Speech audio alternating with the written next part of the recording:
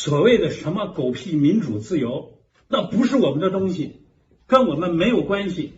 不要跟我标榜什么民主什么自由，你生活在德国你也没有，你也享受不了，因为你是中国人，你带着德国的民主自由回国，在国人眼里你浑身都是毛病，所以这不是什么好东西。不要跟我拿这个东西跟我在这讨价还价，不是我们的东西。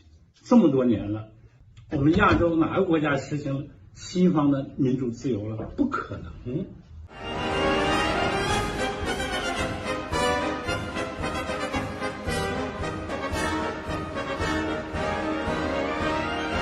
我们接纳了这样的价值观，就等于彻彻尾尾的被他们给统治了，就是这样的。所以我们有我们自己的文化，坚持我们自己的文化很重要。Is it possible to escape the grasp of the Communist Party of China? I have long pondered the question as to why it is that Chinese communities abroad find it so difficult to integrate. And of course, I grew up with Taiwanese friends and I've known many Chinese people who have integrated, but they're actually more of an exception than the rule.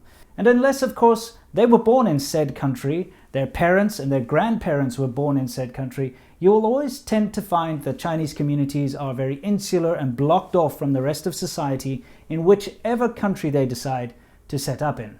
Cultural and language barriers aside, what is it that prevents the average Chinese student who's in your country studying, or the average Chinese family that has moved to your country, to integrate with the neighbors? Well, it's very simple. Mainland Chinese are always under the watchful eye of the CCP, and not only by the government itself, but of course by their peers. Have you ever heard of this thing called Operation Fox Hunt? If not, I'll give you a quick summary. If there is a dissident, a corrupt official, basically anyone that the Chinese Communist Party does not like, but they've managed to escape abroad. So let's say they're living in Australia, they're living in America, they're living in any other country, a country that's out of the reach of the Chinese government. Rather than trying to engage with Interpol or go through official channels to extradite that individual, because usually that individual hasn't actually broken any laws, any international laws. Usually it's just somebody who's speaking out against the Chinese Communist Party, somebody who perhaps supports the Free Tibet movement, somebody who has dirt on communist officials, somebody who maybe has broken the law in China, someone who is a corrupt official that's funneled a lot of money out. Rather than go through these legitimate channels that exist, they would rather engage in a campaign of espionage, harassment, and coercion. And how this works is, first of all, they will threaten their families back home in order to make them either come back and serve a prison term, shut up and stop talking about the Communist Party. But they take it another step further. They actually send agents abroad. And of course, the agents can pose as anything from tourists to students to professors to anyone, or they just hire the staff at the local Chinese embassies to do it, or tell them to do it, I should say. And what happens then is you get a coercion campaign against that individual. Now this flies under the radar usually because of the language and cultural barrier that I mentioned before. What they'll do is they'll start to leave threatening messages, let them know that they know where they live, leave messages on their doors, lots of phone calls in Mandarin telling them exactly that their family is under threat, they're under threat, they better return to China and serve a prison term, they better, not talk about Tibet anymore, that kind of thing. And it happens on a macro scale and a micro scale too. So it'll happen to big fish, like Miles Guo or something, or any one of these big corrupt officials that manage to escape to the Western world. But it also happens on a very, very micro scale. So if you've got a student in university, like I've interviewed a few in the past, a student in a university who's planning to attend a Free Hong Kong event or planning to attend an event that the CCP sees as anti-China or, against their narrative, they will get the other students or the student body or the Chinese Student Council body or even the consulate to pressure that student into not going. Usually they do this by going to events, say a Free Hong Kong event, and they take photos of everybody who attends. And if there is a Chinese student there from mainland China, they will get a caution. They will start to get threats. Their families will be threatened, and they will be threatened by their peers. That's why it's so difficult for, let's say, a Chinese student who arrives fresh off the boat in the USA, who now is starting to get involved in, I don't know, pro-democracy rallies or freedom of speech rallies or anything like that. If they start to get involved, they will very quickly be shut down. Now, that brief little clip that I showed at the beginning of this video, that is a shining example of how you can never escape the Chinese Communist Party's rhetoric. It doesn't matter where you go in the world, you're always Chinese. You always have to deal with 我们中国的东西, 我们共产党的东西. It doesn't matter where you are, you're still under the thumb. Now, this, of course, only pertains to mainland Chinese students. Doesn't matter if you're from Taiwan or Hong Kong or these days, though unfortunately Hong Kong now falls under that same blanket, but you could be from Singapore or whatever, and you can freely go and do what you want because you don't have a tyrannical government that's trying to control your mind and your thoughts and keep you brainwashed. I can draw a lot of parallels to cults here.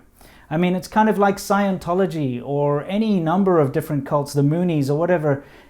If you try to leave their organization, they will send people after you to try to shut you up and bring you back. If you try to say anything bad about their organization, they will start smear campaigns against you. If you try to do anything that they don't like, once you've left, they're so afraid of you exposing their nonsense that they will do everything in their power to try and shut you down. And the most common way they do this is by threatening your family back home in mainland China. I've been contacted by many a Chinese immigrant and student who've thanked me very much for saying the things that they cannot say out loud because they're too afraid of their peers hearing them saying it. Of course, I can't mention their names because what's going to happen is they will be reported to their local Chinese consulate by other students or by other members of the Chinese community. If they step out of line, Beijing will find out, and their parents and their grandparents back home will be at risk. So it's a horrible situation and it's going on beneath our noses, but I tell you what, there's some good news. Finally, the authorities are waking up to this. Of course, they've known about Operation Fox Hunt for a long time, but they're finally starting to take some steps to stop this nonsense, this sort of in-your-face espionage, coercion and harassment and stalking of Chinese people abroad. The Department of Justice and the FBI have recently announced indictments against 8 Chinese operatives. Some of them have fled the country, so they've managed to arrest 5 of them, and for doing this exact same thing. I'm going to link some articles below you can go read from different news sources, but this is a step in the right direction. They're starting to realize that this is a very big problem and it's something that's happening on a massive scale. I can tell you from my own experience that this happens all over the world. It doesn't matter. Any Western country, it doesn't even have to be a Western country, any other country, if a mainland Chinese citizen starts to become a little loud about the CCP or has done something that the CCP doesn't like, they send these Fox Hunt operatives out to get them. So, this is wonderful news. I hope more arrests are made. I hope that the Chinese government realizes that there are official channels to go through and they don't need to do this clandestine nonsense.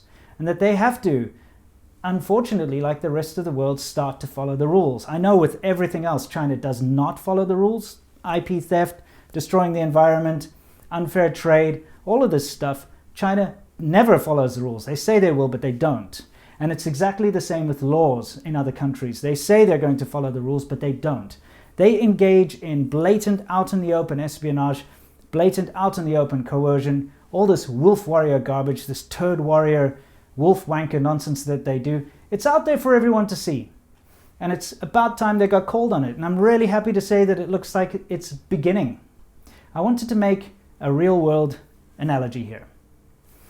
Imagine you are a YouTuber in China. Imagine that you love making videos online about how much you hate Donald Trump and all the mistakes that the American government makes. Now, there are quite a few people that do this. Imagine that the American government decides to send a whole bunch of Americans into China and they could be American Chinese, so they wouldn't stand out. But they send a bunch of Americans into China, and they go there on tourist visas and business visas, and maybe there's some of them are English teachers, some of them work at factories as managers or whatever, because that's how they do it. They get them out in there. Some of them work at the consulate, and they tell them to start harassing you, sending you messages, phoning you in the middle of the night, telling you that, hey, if you say another bad thing about Donald Trump or the USA, your grandparents or your mother here in the USA, we're going to lock her up and take her to Guantanamo Bay. Just imagine, because that's what they're doing. Just imagine that happened. This whole idea of being able to criticize a government that a lot of these guys out there who love sucking the jiba of the CCP do, because they all seem to love the CCP but are very willing to take a dump on Western countries and Western countries' governments. They don't realize what they're doing is they're sucking up to a system that doesn't allow them to do what they're doing. So, in other words, imagine that, all these American operatives going over there and intimidating these people, even going so far as to taking maybe their elderly mother to China to say, you tell your son that he has to shut up. And if he doesn't shut up about Trump and about the US government, you're both going to be in trouble. And we're going to foreclose on your home back home. We're going to make sure that all your bank assets are frozen. Just imagine that happen, because that's what the Chinese government is doing to its citizens abroad. And not even citizens anymore, people that have naturalized too. That's it, guys. I'm going to leave you with that clip. And until then, you know the drill. As always, stay awesome. 我们这里在讲，我们现在这儿的宿舍管理现在存在着一定的问题，这个问题你们心里清楚。我要求的和德国人做的不一致、不匹配。我现在就问你们，你们是听谁的？听别人的，不听我的。OK， 那我说清楚啊，你高中毕不了业的时候，你之后想在德国干嘛，我不管。就即使你高中毕业了，你高中毕了业以后上大学，房屋需要做担保，你现在不听我的话，那我没有办法帮你，因为你根本就不听我的话呀。说清楚了没有？我作为项目的最大的负责人，我管不了；我作为父母的监护人，我管不了，我只能管你们。所谓的什么狗屁民主自由，那不是我们的东西，跟我们没有关系。不要跟我标榜什么民主什么自由，你生活在德国你也没有，你也享受不了，因为你是中国人。你带着德国的民主自由回国，在国人眼里你浑身都是毛病，所以这不是什么好东西。不要跟我拿这个东西跟我在这讨价还价，不是我们的东西。这么多年了，我们亚洲哪个国家实行西方的民主自由了？不可能。我们接纳了这样的价值观，就等于彻彻尾尾的被他们给统治了，就是这样的。所以我们有我们自己的文化，坚持我们自己的文化很重要。我们在这儿的目的就是为了学习，快乐的学习，健康的学习，然后能够高中毕业拿到好成绩，大学能够学到你想要学的知识，以后该干嘛去就完了，就这么简单。抖音